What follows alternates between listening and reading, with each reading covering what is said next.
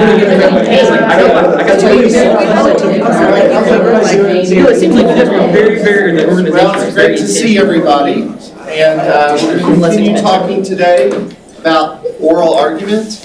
I think whether you did the Board of Barristers or you're going to be doing oral argument as part of this class, hopefully this will be helpful information to you.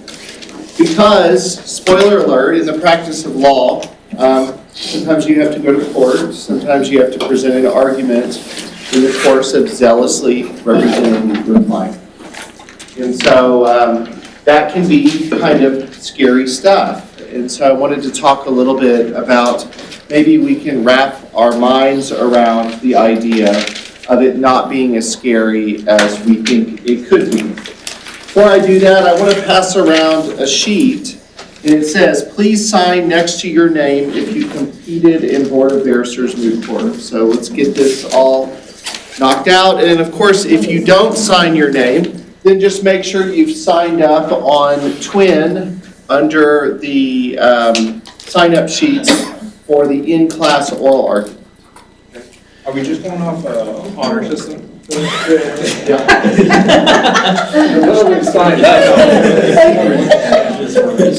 Just the honor system, so tell the truth. And the good news is if you end up doing oral argument as part of this class, we're going to make it painless. We're going to make sure it's a positive experience. I'm not going to be asking gotcha questions. So we'll go here and then we'll go here. Me and Reese were partners, but she's not here. Should I just? Yeah, just will you mark her? Yes. Yeah, next to her name. Thank you very much. Question? Do you want us to dress up for the oral arguments? No, you don't have to dress up, and so we'll keep it casual. If you're more comfortable dressing up, then do it, but it's not a requirement. Okay. Now, for those of you that have to appear in court or have to do oral argument for this class, I've been told, and I believe it, that the most common fear is fear of public speaking, is sometimes called stage fright, right? And I wanted to kind of talk a little bit about how you can overcome that and why it's really, really important to do so. And you can just pass it, once it gets through here, you can hold it or pass it back to Amy or something like that. So at its kind of root, what is stage fright? What is it truly a fear of? Embarrassment. Okay, embarrassment. I think that's right. When I think of what's really behind stage fright, it's also behind some of our nightmares, which is a fear of public embarrassment, right? Once I get up there, well, all of a sudden everyone's going to realize that I don't know what I was talking about all along. They're going to realize that I had them fooled all along. And it's quite similar to kind of what's called imposter syndrome, that also every single person probably suffers from to a certain degree, which is this kind of belief, which can be self-limiting, that I don't really belong here, and just everyone hasn't figured that out yet. But one day they will all figure that out, right? I'm not going to ask for a show of hands. I think everyone feels the kind of stress of both of those things, and I think they're related. Not at all. Chico said, I'm supposed to be here. Literally. Let's go. Well, and But I get it. everyone I have is a sort of supposed to be mask. here. But sometimes you think, who let me into the room, right? And I feel like that sometimes. And I feel stage fright whenever I'm speaking in front of people or presenting oral argument or something like that. So the secret is not to eliminate stage fright or eliminate its related thing, imposter syndrome, but to learn how to kind of put it in the right place and to try to minimize to the extent possible its impact on your performance, right? And it's as simple as that.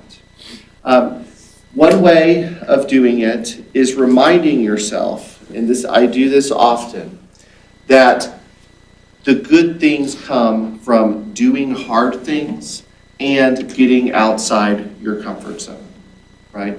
One thing I tell myself is it's not fun unless you're outside your comfort zone. If you're always just playing it as safe as possible, Well, in the short term, that can give you a feeling of security, but in the long term, that can limit your growth as a person, right?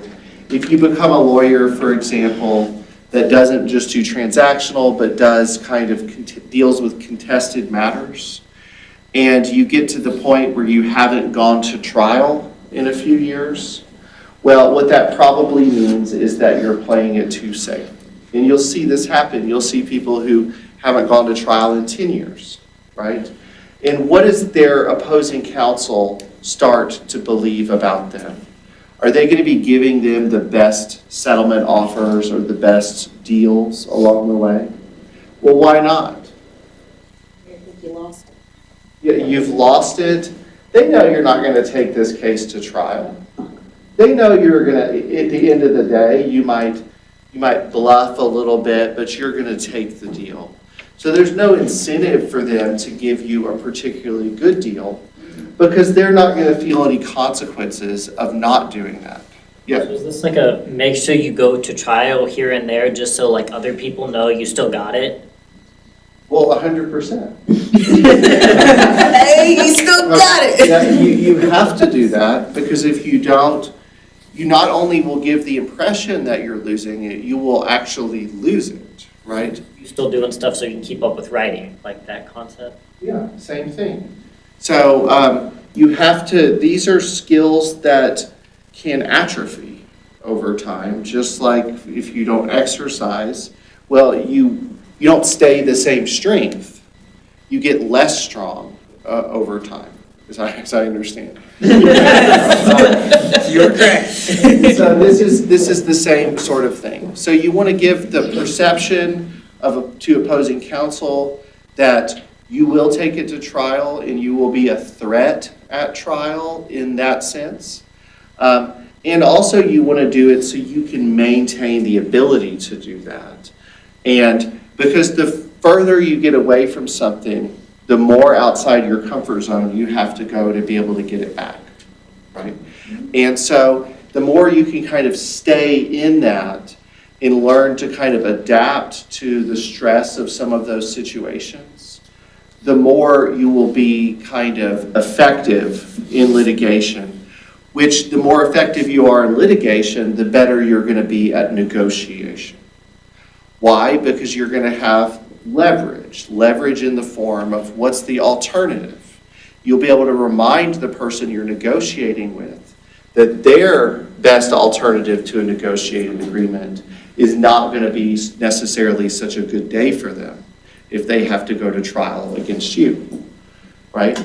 So all of this kind of comes back to, it starts with getting outside your comfort zone in public speaking, right? Let's imagine that's kind of in the courtroom setting. In fact, let's put ourselves in the setting of an appellate oral argument. Some of you have done that, some of you are going to do that.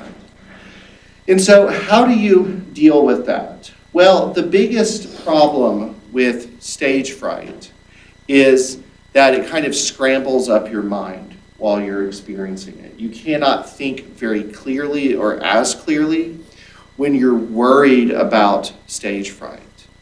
And I think a lot of that comes from kind of this adrenaline that you get. Like you're starting to kind of get the sense of a phobia. It's kind of like you feel it tapping you on the shoulder. So it's kind of a distraction. Maybe your heart starts to beat faster and you just can't think as clearly, right? Now, that can't happen forever. That can't happen over a sustained period, right? If you've experienced adrenaline, you only have so much of that, and then after a while it kind of wears off. And the goal that you're trying to move toward is to not to eliminate stage fright or the effects of it, but to compress it to as short a period of time as possible, right? And so maybe the first time you have to present an argument in court, you're nervous like half the time. And about halfway through, so take like an hour-long hearing or something like that.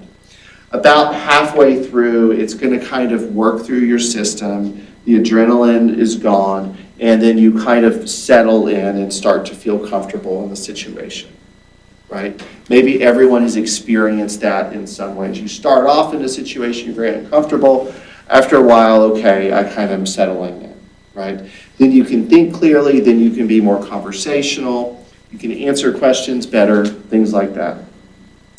Maybe through more practice and experience, you can get that down to where you're only feeling the effects of that for the first 15 minutes, right? And then you kind of settle in, and then for the last 45 minutes, then you're kind of maximizing your effectiveness. Then through more practice and experience, you can get it shorter and shorter and shorter. And hopefully your end goal is not to eliminate it, but to get it down to really the first 20 or 30 seconds. And then it kind of you'll be able to settle in pretty quickly, and then your comfort level will increase a lot. Okay? It's hard to get there. There's only one way to get there is by doing it or practicing it or something like that. So when we were talking about the oral argument and what you're going to use in preparation, we talked last time about a roadmap, right? May it please the court, my name is, I represent, this case is about, there are 3 reasons why, this type of a thing, right?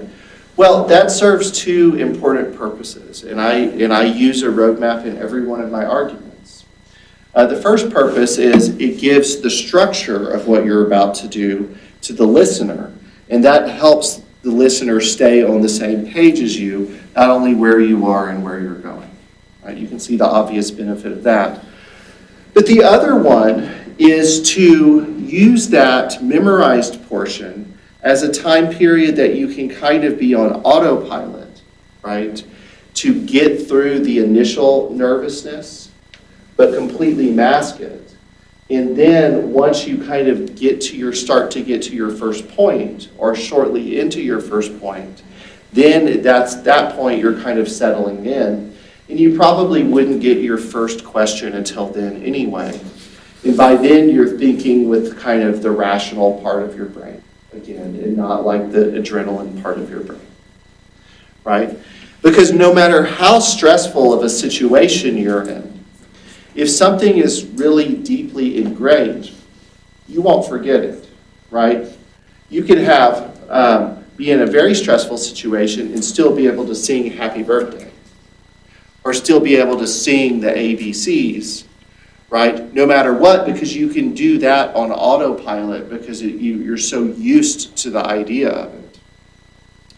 Well, you can do that with your roadmap, right? Which will buy you about 30 seconds at the beginning of your argument. Low likelihood of getting a question there. And so that is a good way, if you can compress the kind of adrenaline that's associated with stage fright to that very, very beginning, then you're kind of good to go. You may not be able to do that at first, but that's what you want to be working toward. Okay? And that's a much better thing to do than to do kind of avoidance as a coping strategy, right? Okay, question. How long did it take you to be able to minimize your stage fright to those 30 seconds, or did you was your stage fright normally not that bad to begin with? No, I was bad. It was hard for me. I had a traumatic experience, not relative to real trauma, but when I was in 6th grade, I had to perform a play to all the parents, right? Which probably everyone has done something like that. And I had a whole bunch of lines, right?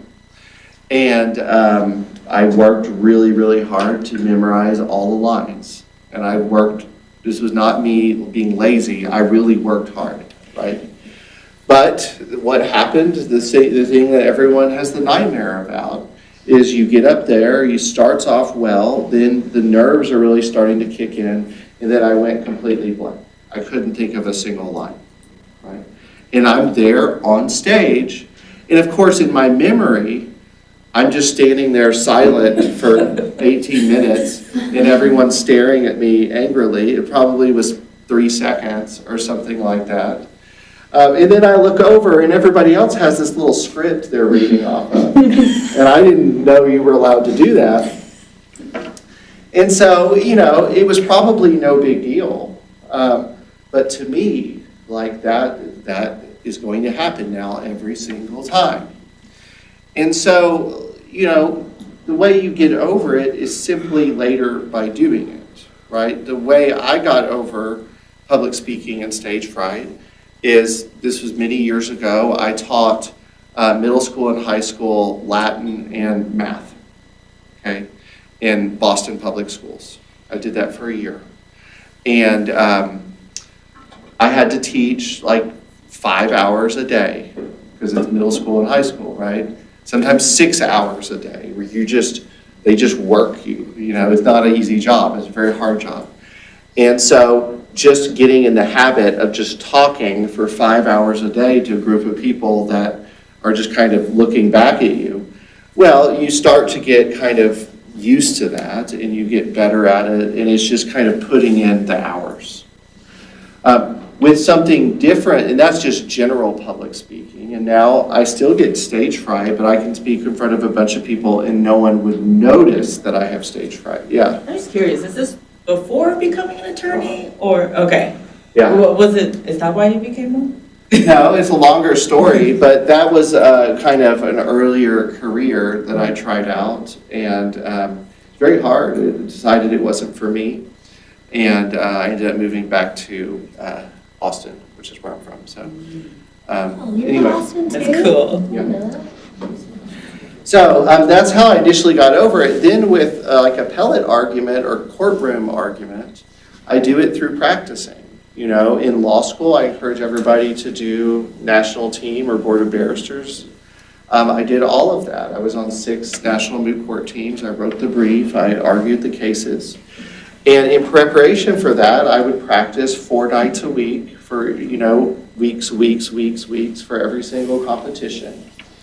And so that can give you confidence. We ended up doing very well, won a really, really big competition, right?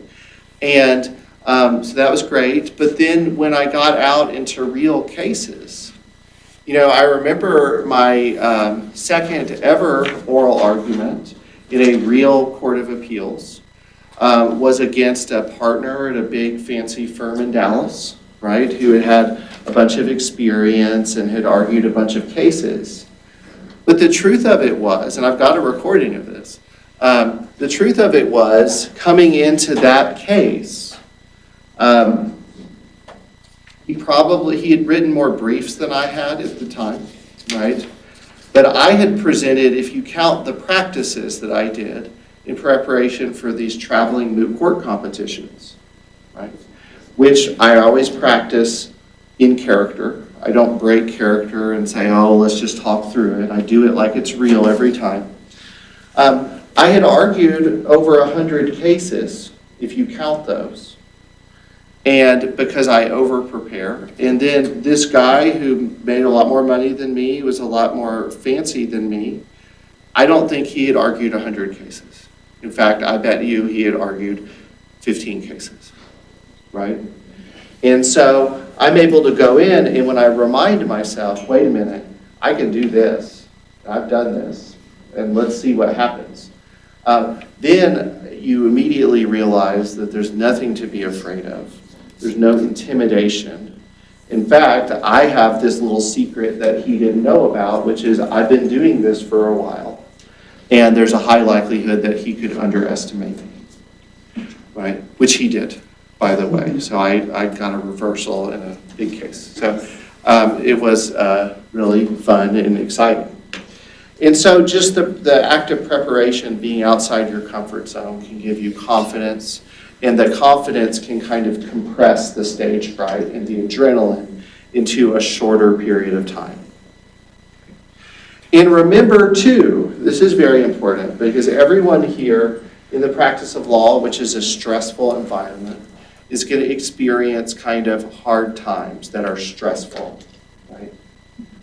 A big trial coming up, it could be anything.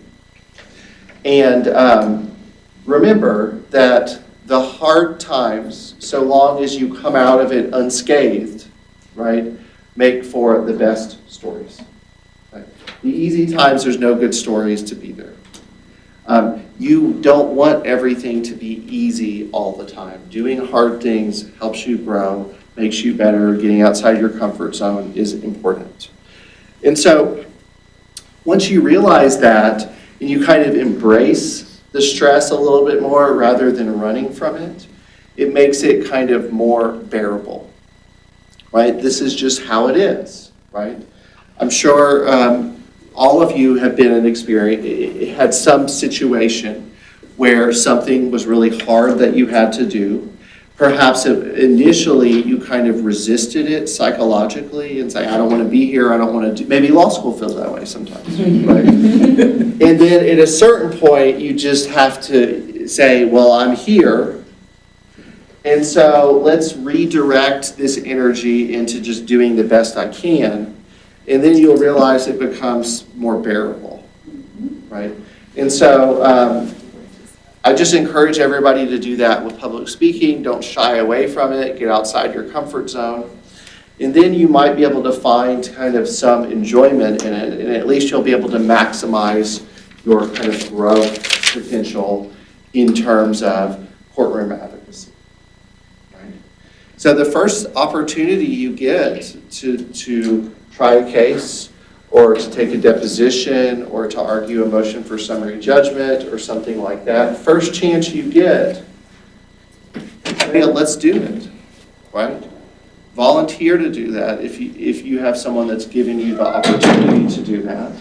And you're going to do some things wrong and you're going to do some things right, but you're going to be getting better in a way that you simply would not be able to do just by observing, right?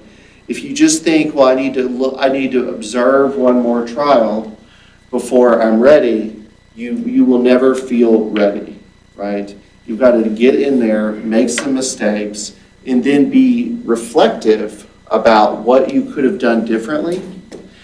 And if you're able to do that, then you'll improve every single time, even if it's only 1%, but that's all going to add up. So wanted to give you all some words of encouragement there. What are some other, I had a couple questions in the earlier class about just some of the mechanics of oral argument. You'll hear some of you did undergraduate advocacy, some of you did Board of Barristers stuff, some of you hopefully will be on some of the traveling teams, right? And you'll hear all sorts of kind of rules about how to do it. You'll hear rules about what you have to wear. You'll hear rules about how you have to stand, what you're allowed to do with your hands, what you're not allowed to do with your hands, all of that type of stuff. The truth is yeah, maybe you use all of those rules as a starting point, but you have to figure out at some point what is your authentic voice and your authentic style. And so if you're a person that's very expressive naturally, and you're trying to kind of be a robot because someone told you that that's the way moot court or appellate advocacy is supposed to be, that's not a choice you should make. I think you have to be your authentic self, even if that means using your hands, which some people say you're not allowed to do. Right? So I got points taken off in negotiation for being too expressive. I'm like, what? And there's kind of this orthodoxy of Board of Barristers and moot court. And okay, fine. If I'm doing a Board of Barristers competition, I'm going to try to do everything I can to not lose points.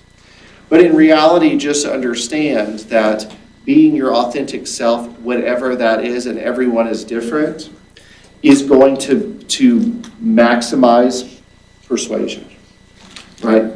You can always tell if someone's trying not to be kind of who they are.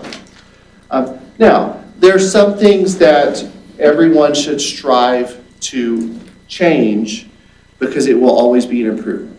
For example, and this is not part of your authentic voice. This is separate from that. Everyone, as they get nervous, they speak faster, right? Well, that's not something that's authentic to you. That's just a consequence or a symptom of nervousness, right? So everyone needs to take a step back and slow down in order to be more persuasive. When you're convinced that you're speaking too slowly, you're probably speaking the correct pace. And don't speed up just because the time's about to run out, because you're not being persuasive at that point. You're not being confident at that point, right? One example I used in the earlier class is someone who I think is a skilled interviewer, Howard Stern. Okay, does everybody know who that is? He's an effective interviewer. He's able to talk to very famous people and make them comfortable enough to say things they wouldn't say to anybody else. That's why Howard Stern is so famous, right? You listen to him now, you find a clip of him now, and he speaks very slowly. There's a lot of kind of empty space even in between his words that he's saying. He speaks kind of with a low, confident voice. You go back 30 years ago, and he talks super fast. It's like this high-pitched, nervous-sounding voice, right? And the reason is the change is he's much more confident now than he used to be. He understands that you don't have to get in every word. You can just be yourself in your own authentic way, and people are going to be receptive to that. So I think that's an important part of persuasion. So I don't think about hand gestures or very many things. My goal is to try to connect with the listener, to maximize persuasion, and to try to be as clear as I can. And if there's things that aren't working, I go back and try to figure that out and see what I can do to improve it. Okay? So don't be a person that avoids getting outside their comfort zone. Take advantage of opportunities to do the oral argument, or do board of barristers, or in the future to try a case or take a deposition or something like that. You'll have a million little voices in your mind telling you, you're not ready for this, you're not good enough, you're not experienced enough.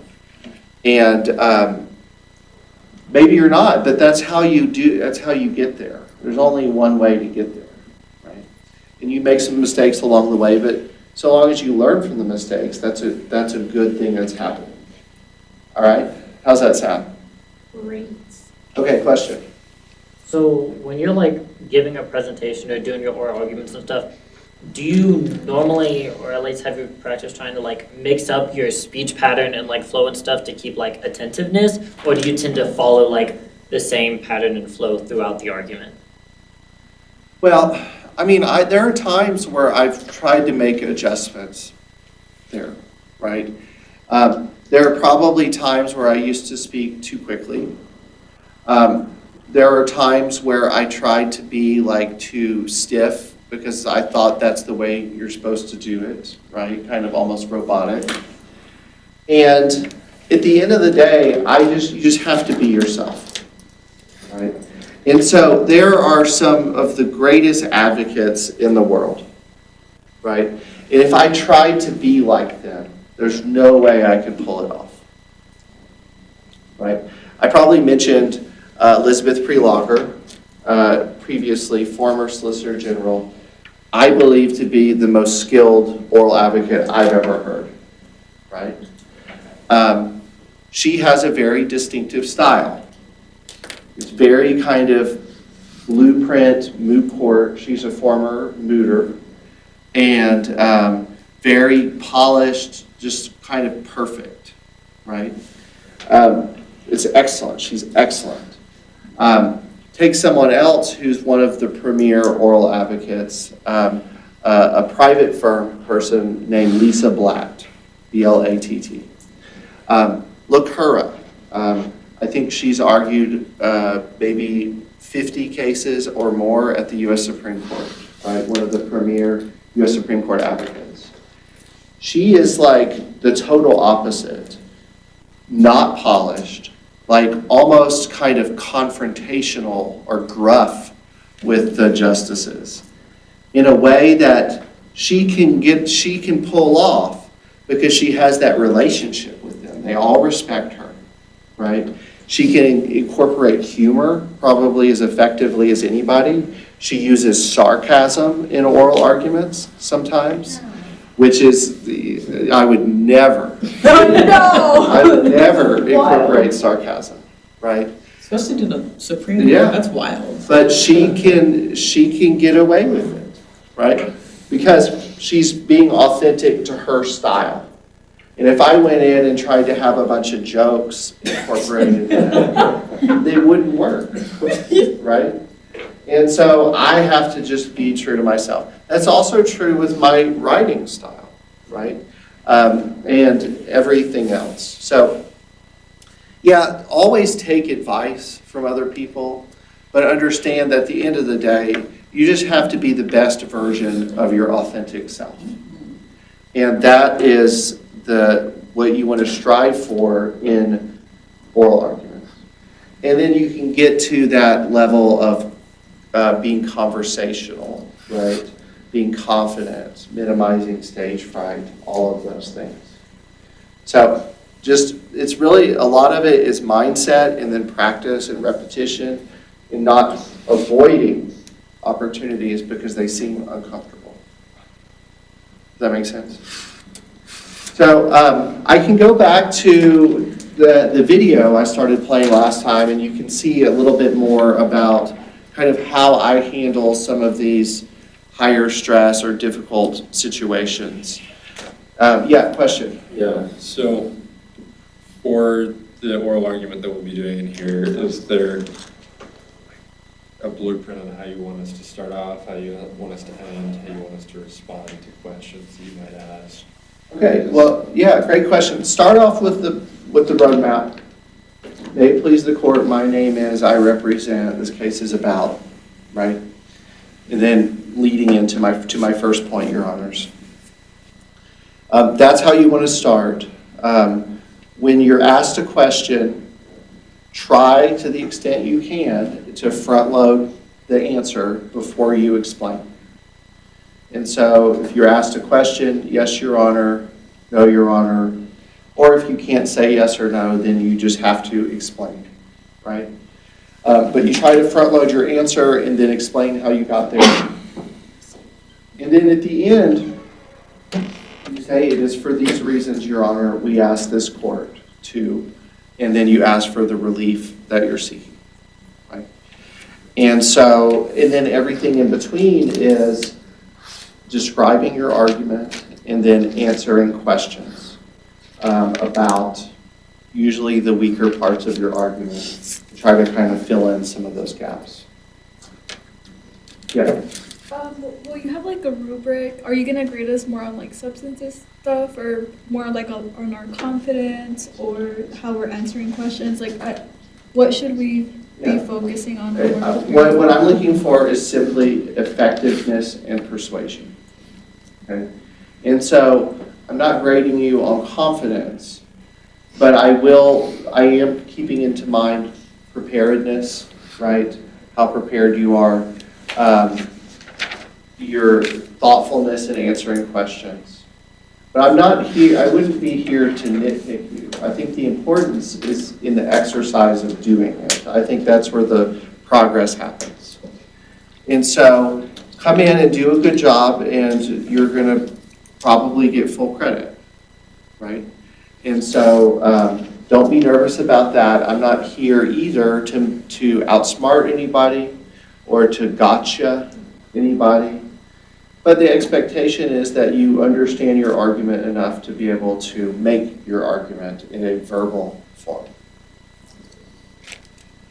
Remember when we did moot, they were saying that like moot is a lot more about substance than mock is, like if the substance of the argument is really good. I don't know if that helps you.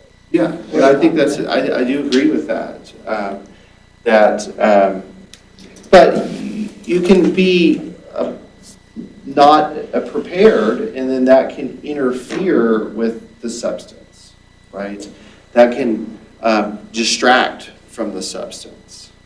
But the idea is if you can convey pure substance, that's great. In fact, all the moot court rules are geared toward conveying substance. Even the ones about hand placement and what you're supposed to wear. I mean, my goal is that I'm kind of invisible and I'm communicating, I'm like channeling the substance of my argument to the judges, right? That's what I'm trying to do. I don't want them to be distracted by my hands, you know, but I still use my hands, but not as a distraction or distracted by what I wear or something like that. I don't know, but I just don't overthink that. What I care about is substance. Yeah. In our roadmap, when we say like this case is about, how long, is it just like a one sentence, like this case is about whether my client was in custody? Or is it like a brief restatement of the facts? No, it's the former, but make it about something that's interesting. Frame it a little bit more, right? Set the tone for what you think it's really about.